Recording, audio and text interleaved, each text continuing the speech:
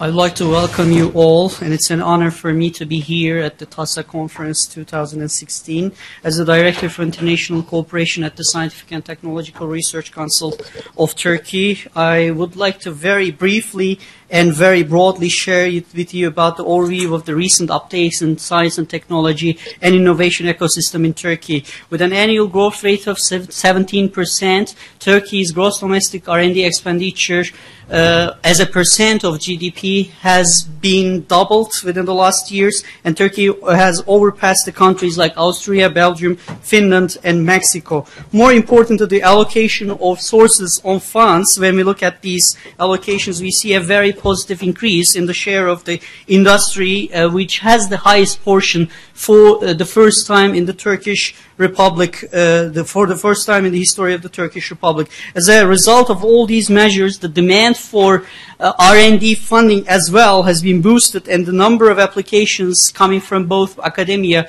and industry has been increased almost 2 times. However, we are very much aware of the importance of internationalization, since in today's world we know that in no single country is capable of tackling with the challenges, with the global challenges of our time by itself. A recent study reveals that the share of internationally co-authored articles published in the Science magazine was 20% in 1992, which has been now 60%.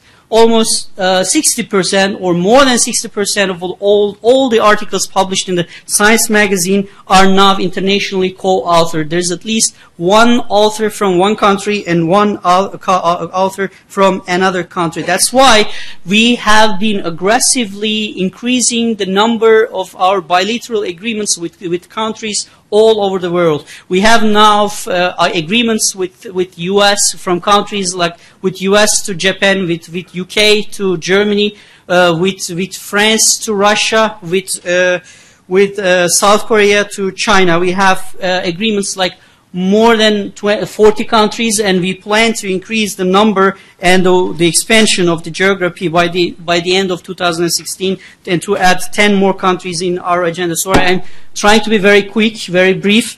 And the agreements with USA, of Turkey, of TÜBİTAK consist 3 dimensions. One with NSF, which has one bilateral, one multilateral program in it. One with NIH, a bilateral program, and another with the Department of Energy, which is a researcher exchange program. Just to mention briefly about the programs between NSF and NIH, colleagues from both sides, one colleague from Turkey, one scientist from US, can apply jointly for their mutual or common projects to our programs between NIH and NSF. So if they have, if you have a joint project to be conducted with your peer in Turkey now, or you can apply to NIH or you can apply to NSF depending on the theme or the domain you're working with, you're working in, you can have funding. Your counterpart in Turkey get the funding from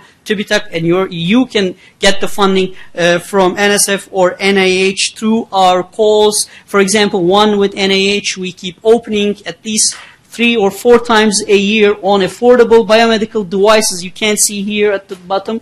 And the next call is going to be opened on the 5th of May, and will be open till the 5th of July. But this is not enough. We believe we need to have we have designed a new game changer program, which is to provide a stronger support, a more generous support, and we call this the support program for the enhancement of international R&D cooperations.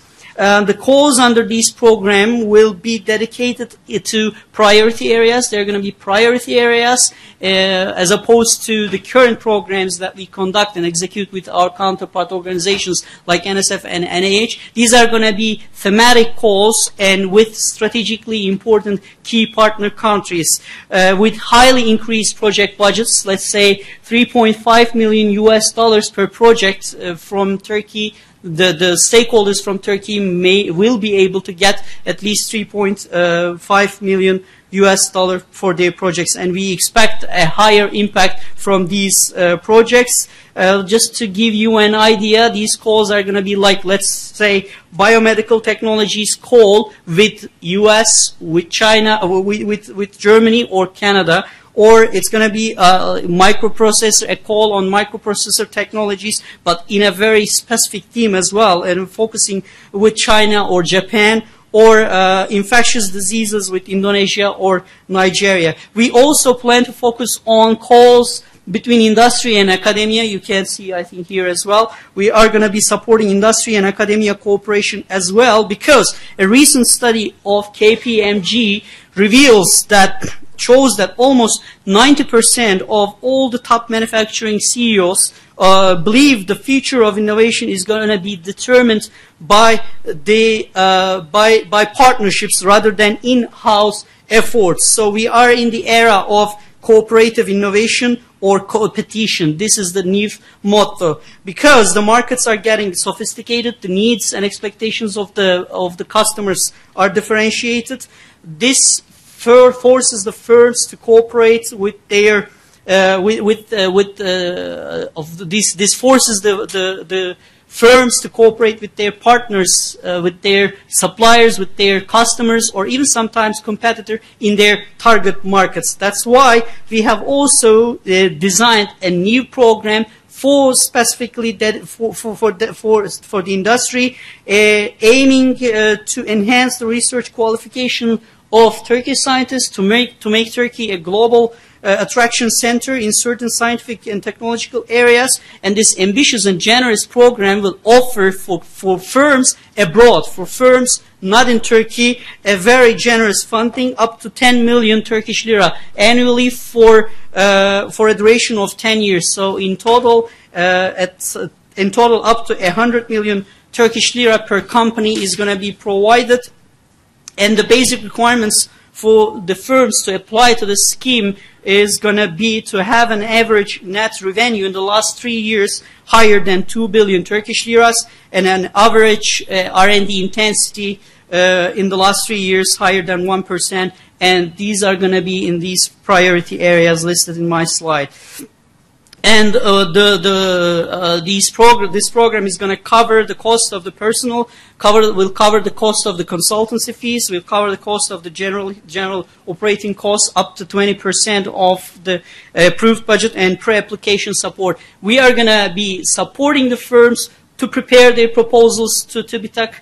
Again, we're going to provide them pre-application support during their preparations. What we are going to be expecting is these firms to establish their frontier R&D labs in Turkey. They shouldn't be working on the same topic that they're working in their countries, home countries, but these labs are expected to be working on frontier, cutting-edge topics, and they have to be established in Turkey, conducting studies for the solutions of current and prospective technological and scientific problems. But if you don't want to cooperate and you are the lonely cowboy and you want to be the director, actor, or the scriptyard writer of your own project, ERC, European Research Council, is providing the biggest opportunity in the world. I'm not kidding, and you're going to see now. ERC, which is described as the Oscars of the research funding grants,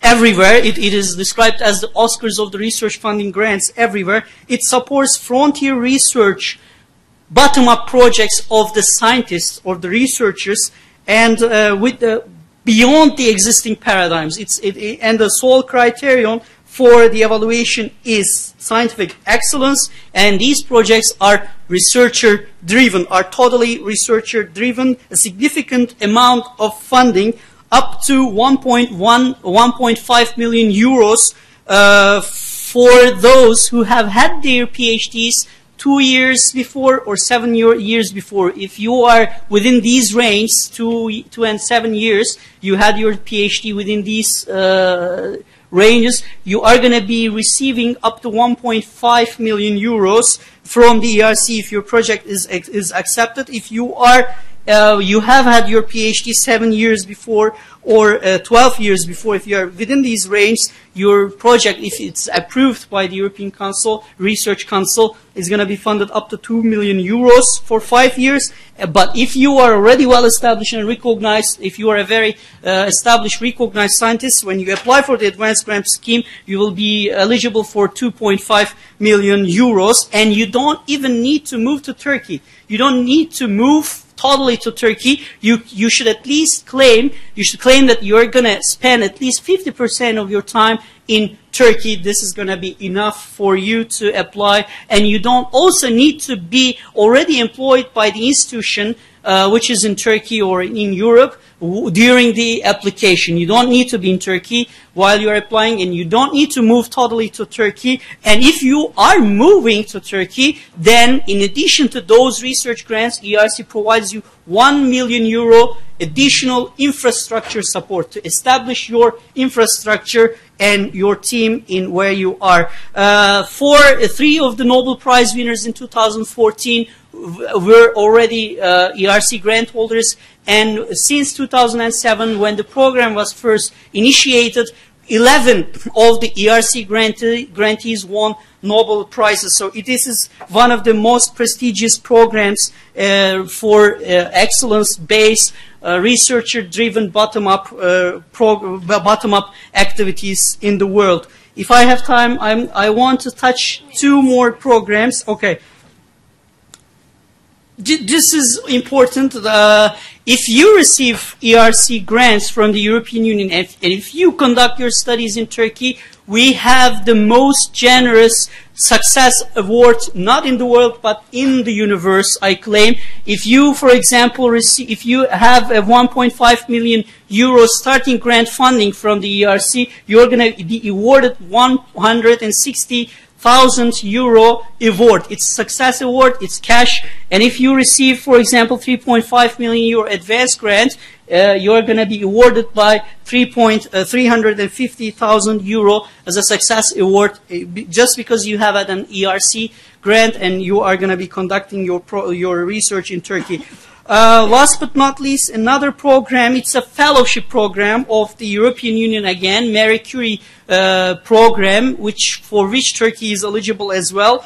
For those who have PhD, at least a PhD and over, there's no age limitation. And if you plan to do your research in Turkey, you can apply to this program, which provides more than 4,500 euros per month for your living.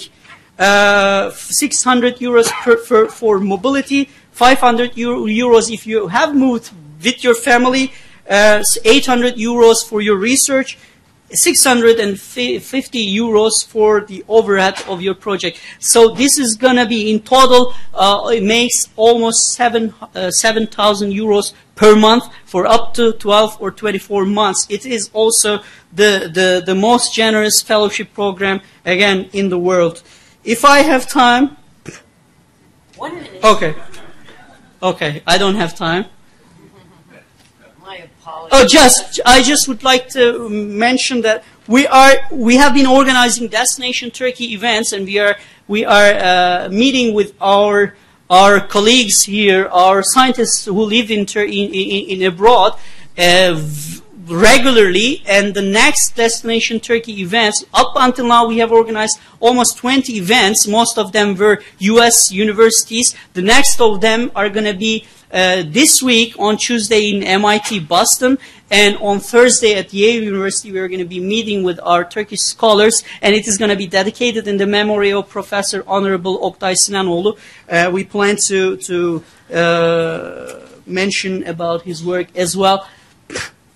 But for us to be able to inform you about all these opportunities and to reach you easily and inform you about the opportunities offered by various programs, as well as kindly request you to take part in the evaluation processes of TÜBİTAK, in the monitoring processes of the projects, or take part in the policy-making processes, which is, I think, the most important one, we strongly encourage you to register yourself to our information system for researchers living abroad, which we call ARBIS YE. If you register yourselves to this information or to this database, we are going to be easily reaching you, and we are going to be easily informing you about all the generous offers provided by Turkey.